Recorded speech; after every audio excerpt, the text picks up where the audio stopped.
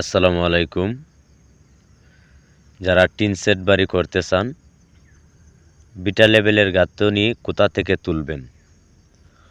অনেক ক্ষেত্রে দেখা যায় বিটা লেভেলের গাঁথুনি পর্যন্ত ফাটল দেয় এবং বিটা লেভেলের গাঁথুনির না দেওয়ার কারণে ফ্লোর স্লেক করে, ফ্লোর দাবে যায়। সম্পূর্ণ মিলিয়ে আপনার টিন সেটের ক্ষেত্রে বিটা লেভেলের গাঁথুনিটা কোথা থেকে তুলতে হয়।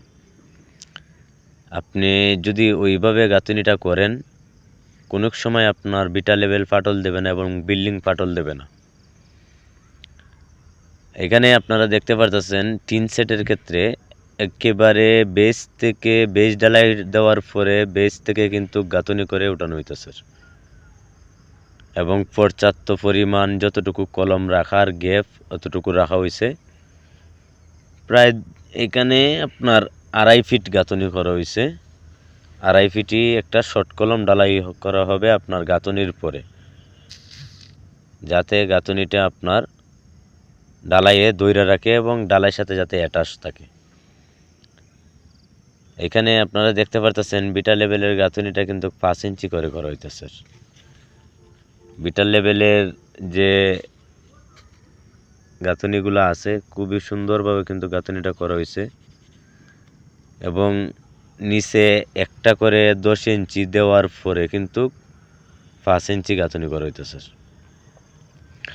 5 ইঞ্চি গাঁথুনি দেওয়ার পরে আপনার ওইটার লেভেলে 7 ইঞ্চি বাই 7 ইঞ্চি একটি লিংটন হবে, যেমন বিটা লেভেলের গ্রেড বিম হবে 7 ইঞ্চি বাই 7 ইঞ্চি।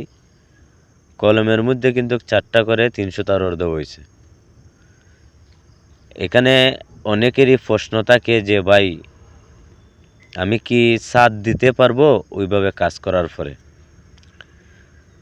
আসলে আপনি যদি 300 তার রড 4টা করে দেন, 7 ইঞ্চি 7 ইঞ্চি কলম ঢালাই দেন এবং আপনার স্কোয়ারলি গাঁথুনি করার পরে, পার্টিশন গাঁথুনি করার পরে আপনি অবশ্যই স্ল্যাব ছাদ দিতে পারবেন। কনসিল যে ছাদগুলো আছে এগুলো দিতে পারবেন।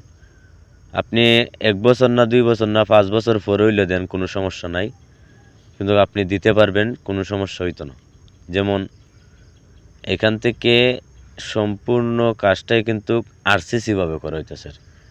যদি ব্রিক ফাউন্ডেশন ব্রিক কলমের উপরে আপনি ছাদ ঢালাই দিয়ে একতলা বাড়ি করতে পারেন, তাহলে আপনার এইখানে আরসিসি ঢালাই দিয়ে আরসিসি কাজ করে আপনার কেন হবে না?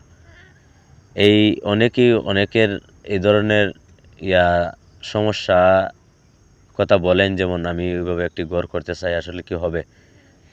আমি গ্যারান্টিতে বলতে পারি, আপনি একতলা বাড়ির কাজ করতে গেলে এবং যদি চান একতলা বাড়ির মতো করতে, তাহলে ওইভাবে করতে পারেন। আর যদি আপনার পছন্দ হয় না ওইভাবে করা, তাহলে আপনি একজন ভালো কন্ট্রাক্টর বা মিস্ত্রি দ্বারা আপনি পরামর্শ নিতে পারেন। আমি যতটুকু জানি আমার কাজের প্র্যাকটিক্যালি, যে এইভাবে কাজ করলে আপনি একতলা বাড়ি করতে পারবেন। এখানে মূলত 4টা বেডরুম এবং সামনে বারান্দা রাখা হয়েছে, 2টি অ্যাটাচ বাথরুম, একটি কমন, একটি কিচেন। বাড়িটি আপনার এখানে দেখতে পারতেছেন সম্পূর্ণই কিন্তু আরসিসি ভাবে করা হইতেছে। বেজ ঢালাই দেওয়ার পরে এখানে বেজ কিন্তু আপনার 3 ফিট বাই 3 ফিট, আপনি চাইলে 2.5 ফিট বাই 2.5 ফিটও দিতে পারেন। তো যারা নতুন ঘর করবেন, ওইভাবে বিটা লেভেল পর্যন্ত যদি গাঁথুনি দেন, তাহলে কোনো দিন আপনার ফ্লোর স্লেক দেবে না। ফ্লোরের ভিতরে যে মাটিটা থাকবো বা এবং বালিটা থাকবো, সেটা আপনার বাইরে আসবে না। না আসার কারণে আপনার ফ্লোরটা ঠিক থাকবে এবং বিল্ডিংটাও ঠিক থাকবে। এক লেভেল করার পরে কিন্তু এখানে বিম ঢালাই করা হবে। তো ধন্যবাদ দেশ ও প্রবাস থেকে যারা আমাদের ভিডিওগুলো দেখেন। যদি ভিডিওটা ভালো লাগে থাকে, তাহলে ভিডিওর মধ্যে একটা লাইক করবেন এবং আপনার মতামত জানাবেন।